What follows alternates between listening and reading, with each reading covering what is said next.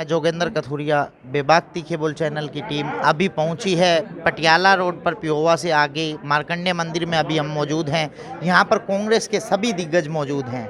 कुलदीप शर्मा जी करनाल से अभी लोकसभा का चुनाव लड़े, कई बार विधायक, मंत्री, स्पीकर तक रह चुके हैं। सुभाष बत्रा जी पूर्व में गृह मंत्री रहे हैं। कृष्ण मूर्ति हुड्डा जी, ये चक्रवर्ती शर्मा जी, कर्नल रोहित मोर जी, और ये सभी यहाँ पर, दयानंद शर्मा जी, हाँ जी, राव दान सिंह जी, ये महेंद्रगढ़ से विधायक हैं और पहले शायद संसदीय सचिव भी रहे हैं। ठीक है, इन्होंने अभी पिछले ही चुनाव में रामविलास शर्मा जी जो दिग्गज मंत्री होते थे उन्हें पटकनी दी है। ये मास्क के कारण ये आगे आ जाता है तो पहचान नहीं पाते कई बार हम। आइए अभी सबसे पहले हम कुलदीप शर्मा जी मौजूद हैं, इनसे पूछते हैं। राम राम जी। राम राम जी, आपको क्या लगता है आज हरियाणा के जो और देश के हालात हो रखे हैं, सरकार जो ज़बरदस्ती ये 3 अध्यादेश किसानों पर थोप रही है, और आज कोरोना के हालात में जब किसानों की मदद करनी चाहिए थी, किसानों के मुद्दे उठाने चाहिए थे, एमएसपी को ख़त्म करके सरकार क्या साबित करना चाहती है? देखिए, देश में किसान और किसान राजनीति बड़े गंभीर परिस्थितियों और गंभीर दौर से गुजर रही है। कारण ये है कि जो 3 कानून भारतीय जनता पार्टी की केंद्रीय सरकार लेकर आई, किसी किसान से, किसी किसान संगठन से, राजनीतिक दलों से इस विषय पर कोई चर्चा नहीं की। किसानों के लिए कानून बनाया जा रहा है और किसानों से चर्चा ना हो तो कहीं ना कहीं ये बात तर्क संगत नहीं है। इसी वजह से जैसे आपने कहा कि 3 अध्यादेश तो ले आए, लेकिन उसमें एमएसपी की गारंटी नहीं है। इस बात का कोई प्रोविज़न नहीं है कि एमएसपी से कम दाम पर अगर फसल खरीदी जाएगी तो क्या कार्रवाई होगी। कॉन्ट्रैक्ट फार्मिंग में कॉन्ट्रैक्टर जो है वो किसान की फसल को एमएसपी पे खरीदेगा कि नहीं खरीदेगा। तो इन सब विषयों पर बिना चर्चा किए और फिर होर्डिंग को बढ़ावा देने के लिए एसेंशियल कमोडिटीज़ एक्ट को अमेंड कर दिया गया। अब एक बड़े लोग जितने हैं वो किसान की फसल खरीदेंगे सस्ते में, होर्डिंग करेंगे और समय आने पर ज़्यादा पैसे और खूब मुनाफा कमाएंगे। तो ये बड़े व्यापारियों की मदद करने के लिए कानून बनाए गए हैं, किसान की जेब खाली करने के। किसान को फ़ायदा तब होता जब किसान को उसकी फसल की कीमत मिलती। फसल तो एमएसपी से कम मिल रही है कीमत। तो ऐसी परिस्थिति में कांग्रेस पार्टी ने ये बीड़ा उठाया कि किसान की आवाज़ को बुलंद किया जाएगा। और राहुल गांधी जो यात्रा कर रहे हैं, चाहे उन्होंने पंजाब में शुरू की और आज हरियाणा में आ रहे हैं, राहुल गांधी किसानों की आवाज़ को उठाने के, जिससे जो आवाज़ भारतीय जनता पार्टी की सरकार ने दबाई, और आज राहुल गांधी की भी लोकतंत्र के अंदर आवाज़ को दबाने की कोशिश की जा रही है। डरी हुई है सरकार,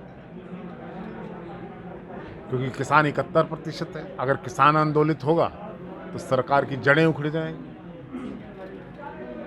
कहीं ना कहीं लोकतंत्र को भी झटका दिया जा रहा है। केंद्र में संख्या के आधार पर ये सरकार संख्या बल पर बल प्रयोग कर रही है। थोड़ा सा विषय से, थोड़ा सा क्योंकि जुड़ा हुआ इसी समय से, हाथरस में राहुल जी गए, उनको रोक लिया गया, धक्का मुक्की की गई, बल प्रयोग हुआ, नहीं जाने दिया। उनके वहाँ चले जाने से कौन सा गुनाह हो गया। और 2 दिन बाद जब एक प्रेशर बना, पब्लिक प्रेशर बना, तो राहुल जी को जाने के लिए इजाज़त दे दी।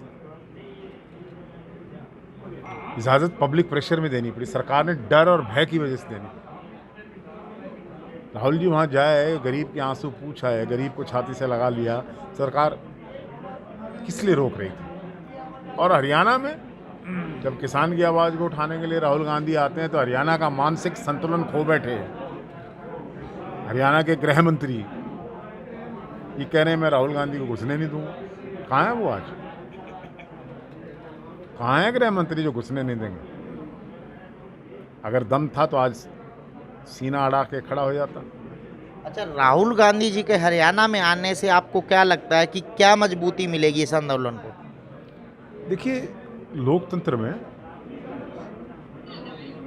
आपका एक माध्यम है मीडिया का, दूसरा जन समर्थन, जन आंदोलनों को चलाना, ये लोकतंत्र के अंग हैं। और जो किसानों की दबी हुई आवाज़ है, क्योंकि कोई ऑर्गेनाइज सेक्टर नहीं है, तो उस आवाज़ को उठाने के लिए आज कांग्रेस पार्टी सामने आई है, इस आवाज़ को आगे लेकर जाने के लिए। और ये आवाज़ दबेगी नहीं। किसान उद्वेलित भी है, आंदोलित भी है, दोनों प्रक्रियाएं जारी हैं। तो राहुल गांधी के आने का अपना महत्व है और उनके आने से जो किसान की आवाज़ है उसको बल मिलेगा। चलो, और भी कांग्रेस के कई दिग्गज मौजूद हैं। चक्रवर्ती शर्मा जी से पूछेंगे, ये जो एक स्टॉक की सीमा होती थी उसे हटाया गया है, उस बारे में आप क्या कहना चाहेंगे? उससे आम समाज पर क्या प्रभाव पड़ेगा? देखिए, ये जो अध्यादेश जारी किए हैं, इसमें जो आपने होर्डिंग की बात पूछी है, केवल और केवल देश के जो धनाढ़ लोग हैं जिनके अंदर होर्डिंग करने की कैपेसिटी है, केवल वो होर्डिंग करें कम दामों पे और फिर उसको महंगा दामों पे देश की जनता को बेचें। आपको पता है इसमें जो 7-10-55 का था एसेंशियल कमोडिटी एक्ट थी, वो ख़त्म कर दिया। गरीब आदमी को कहाँ से मिलेगा? वो तो सेव होगा, चलो ठीक। तो पूरे देश के अंदर काला बाजारी बढ़ेगी इससे, और गरीब आदमी कहाँ से अनाज खरीदेगा? जो हमारे समय में, कांग्रेस के समय में एक प्रणाली चालू की गई, 2 रुपये किलो दाल, 2 रुपये किलो गेहूँ, 2 रुपये किलो चावल, वो कहाँ से मिलेगा? ये प्रॉब्लम होगी इससे। और अध्यादेशों में इतनी कमी है, यही आज देश का ज्वलंत मुद्दा बन के रह गया, जिसके कारण राहुल जी आज यहाँ पर आ रहे हैं और किसानों की आवाज़ बन के पूरे देश में राहुल गांधी यात्रा करेंगे और किसानों के साथ खड़े हैं। कांग्रेस पार्टी किसानों के साथ खड़ी है और आपने देखा कितनी भीड़ है, ये आप खुद ही समझ लें कितनी भीड़ है। एक हरियाणा में पूरी बात चल रही है कि जो कांग्रेस पार्टी ने 2024 की तैयारी 2020 में ही आरंभ कर दी है, आप इस बारे में क्या? ऐसा कुछ नहीं है, कांग्रेस कभी राज के लिए नहीं करती है। कांग्रेस पार्टी नहीं, ये तो आंदोलन है, कांग्रेस एक आंदोलन है। आज हम लोगों की आवाज़ बन के बीच में खड़े हुए हैं, हमारा कोई चुनाव की बात से कोई संबंध नहीं है। हम तो किसानों की आवाज़ उठाने के लिए आज राहुल जी यहाँ पर आ रहे हैं, इसमें कोई राजनीति की बात नहीं। सुभाष बत्रा जी अभी हमारे साथ हैं कृष्ण मूर्ति हुड्डा जी, जो कि कांग्रेस के एक दिग्गज चेहरे हैं, कांग्रेस की हर बात पर अपनी बात रखते हैं। आइए हर मुद्दे पर अपनी बात रखते हैं। कृष्ण मूर्ति हुड्डा जी से जानते हैं, ये जो 3 अध्यादेशों का विरोध हो रहा है पूरे देश में, इस बारे में आप क्या कहना चाहेंगे? देखिए, भारतीय जनता पार्टी ने कहा था कि 2022 में किसानों की इनकम डबल कर देंगे। आज जो 2 धान हमारे समय में 4700 रुपये बिक रहा था, पिछले साल वो 2800 बिका, आज वो 1800 रुपये बिक रहा है। मक्के का रेट MSP 1650 रुपये है, आज वो 700-800 रुपये बिक रही है। तो किसान की इनकम तो आधी हुई है और इसी वजह से ये पूरे देश का किसान आज सड़कों पे है। और हमारे राष्ट्रीय अध्यक्ष, भूतपूर्व राष्ट्रीय अध्यक्ष राहुल जी, हमारे शीर्ष नेता आ रहे हैं और बहुत बेताबी से हरियाणा के किसान उनकी आज पंजाब हरियाणा के बॉर्डर पे इंतज़ार कर रहे हैं। चलो, पूर्व गृह मंत्री सुभाष बत्रा जी भी मौजूद हैं यहाँ पर। आइए जानते हैं, आप जो ये आंदोलन चल रहा है, इस उग्र आंदोलन के बारे में, और यहाँ पर जो राहुल गांधी जी हरियाणा में आ रहे हैं, उनके आने का हरियाणा में क्या असर होगा? बहुत बड़ा असर पड़ेगा। राहुल गांधी देश के नेता हैं और मैं समझता हूं कि आज किसान पूरे देश के अंदर लामबंद हो चुका है, सड़कों पे है और ये जो काला कानून मोदी सरकार ने लोकसभा में पारित, राज्यसभा में किस ढंग से पारित करवाया है, ये एक काला कानून है। और आप देखो पंजाब के अंदर जब राहुल जी गए, किस तरह से हज़ारों की संख्या में लोग किसान इकट्ठे हुए। और आज बड़ौदा जहां बाई इलेक्शन होने जा रहा है और 25 दिन के बाद, वहां हरियाणा गवर्नमेंट के मंत्रियों को घुसने नहीं दिया जा रहा। किसानों ने रास्ते रोक रखे हैं और वो कहते हैं कि यहाँ बीजेपी के आदमी अंदर बढ़ो मत। और मुझे तो ये भी शंका है कि बीजेपी के कैंडिडेट की जमानत जब्त होगी, उनको कैंडिडेट कोई नहीं मिल रहा है। हालात इतने बदतर हो चुके हैं। आप देखो हाथरस का जो मामला है, किस तरह दलित परिवार की लड़की के साथ इन्होंने बलात्कार किया, उसके शव को भी नहीं दिया, किस दरिंदगी के साथ इन्होंने कानून की धज्जियां उड़ाई। तो मैं समझता हूं कि आज पूरा देश लामबंद हो चुका है और भारतीय जनता पार्टी के खिलाफ आप देखना आने वाले दिनों में दिल्ली में भी कांग्रेस की सरकार बनेगी राहुल गांधी के नेतृत्व में, और प्रदेश में तो इसकी उल्टी गिनती पूरी हो चुकी है और मिड टर्म पोल भी इस हरियाणा में हो सकते हैं। अभी राव दान सिंह जी यहाँ पर जो पूर्व में संसदीय सचिव भी रहे हैं, महेंद्रगढ़ से अभी रामविलास शर्मा को चुनाव में पटकनी देकर यहाँ पर मौजूद हैं। आइए जानते हैं, आज जो राहुल गांधी जी यहाँ पर हरियाणा में पहुँच रहे हैं, आपको क्या लगता है उनके आने का हरियाणा में क्या प्रभाव पड़ेगा? देखिए, उनके आने का बहुत बड़ा प्रभाव पड़ेगा। आज ये कोई चुनावी सभा नहीं है। आपका तो ये चैनल बेवाक है, राहुल जी वैसे बोलते बेवाक हैं। जब भी कोई प्रजातांत्रिक अधिकारों के खिलाफ कोई बात आती है तो वो बेवाक उनके खिलाफ आवाज़ उठाते हैं, और वही आवाज़ उठाने के लिए आ जाए।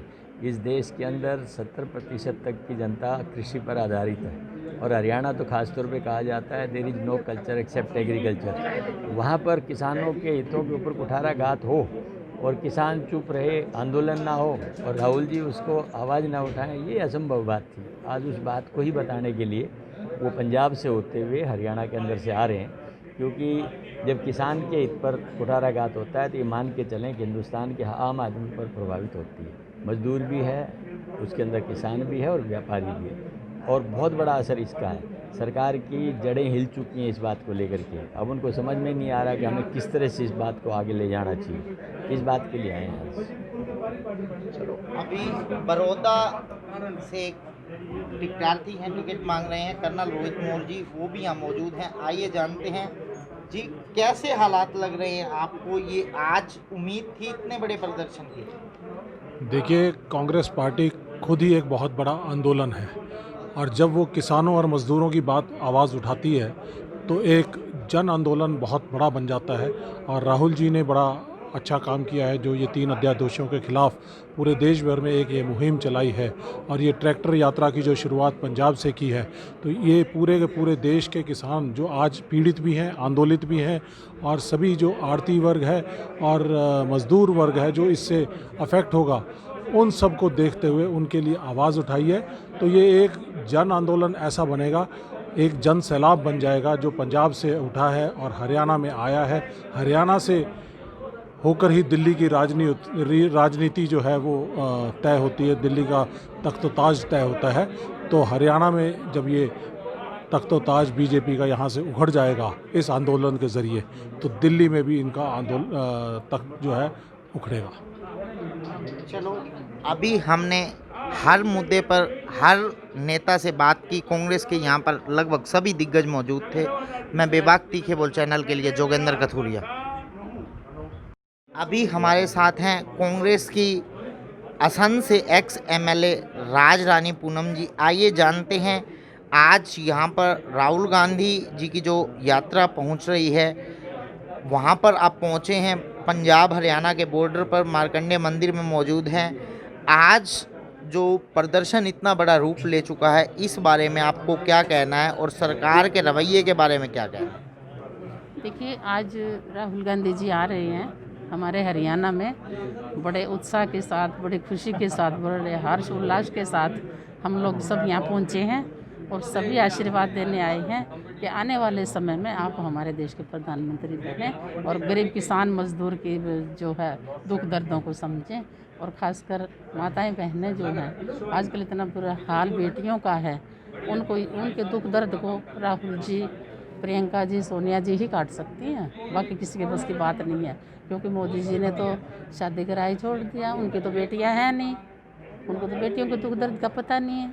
अब देखो प्रियंका जी गई हैं यूपी में बेटी के बलात्कार में, और 4 बलात्कारियों में एक संदीप लड़का जो है उसके पिताजी मोदी जी के साथ फ़ोटो खिंचवा रहे हंस के, और योगी जी के साथ खिंचवा रहे हंसते हुए, उनके नज़दीक की हैं, इसलिए वो कार्रवाई भी नहीं होने दे रहे हैं वहाँ, क्योंकि वो बेटी गरीब की थी, और गरीबों के मसीहा तो हमारे सिर्फ और सिर्फ प्रियंका जी, राहुल जी, सोनिया जी हैं, और हम इनके मार्गदर्शन पे चलते हुए हम इनका पूरा सहयोग करेंगे, हम पूरा इनका साथ देंगे, हम इनकी ताकत बन के इनके साथ खड़े हैं, महिलाएं खासकर। चलो अभी हम बात कर रहे थे 2005 में कांग्रेस की एमएलए रही असम से, अब हम बात करेंगे 1982 में विधायक रहे असम से दयानंद शर्मा जी से। आइए जानते हैं, जो ये 3 अध्यादेश हैं इनका विरोध पूरे भारत में हो रहा है, इस बारे में आपकी क्या राय है? ये तीनों जो अध्यादेश हैं जी वो किसान विरोधी है, क्योंकि जो कांग्रेस ने एक पॉलिसी बनाई थी, मौजूदा पॉलिसी थी, वो अच्छी थी। हम कम से कम मैक्सिमम प्राइस पर किसानों को फसल खरीदते थे, लेकिन इन्होंने जो बिल बनाकर एक ऐसा काम किया है कि इसमें जो पूंजीपति आदमी है वो इस सामान खरीदेंगे और आगे वही बेचेंगे, जिससे किसानों को भी नुकसान होगा और गरीब आदमी को जो कंट्रोल प्राइस पर गेहूं, दाल, आटा दिया जाता था वो कहाँ से देगी, जो सरकार ही नहीं खरीदेगी। तो ये गरीबों को और किसानों को नुकसान पहुँचाने के लिए तीनों अध्यादेश लाए गए हैं। लेकिन राहुल गांधी जी ने हमेशा और कांग्रेस पार्टी ने हमेशा किसान की और गरीबी की आवाज़ उठाई है, और आज इसीलिए पंजाब और हरियाणा में राहुल गांधी जी का दौरा है और सारे हिंदुस्तान में दौरा करेंगे, ताकि गरीब और किसान की हम आवाज़ उठाएं और लोगों को बताएं कि एक सारी गरीब और किसान विरोधी जो बिल है इसको निरस्त किया जाए, और कांग्रेस पार्टी इसमें पूरा जोर लगाएगी, और पब्लिक भी हमारे साथ है। आज आपने देख लिया होगा इतना बड़ा हजूम है, जो कि ये बात दर्शाता है कि सारी पब्लिक राहुल गांधी जी के साथ है, कांग्रेस के साथ है।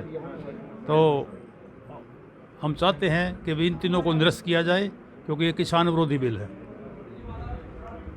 हर खबर और नई वीडियोस देखने के लिए फेसबुक पर लाइक, इंस्टा पर फॉलो और यूट्यूब पर करें सब्सक्राइब।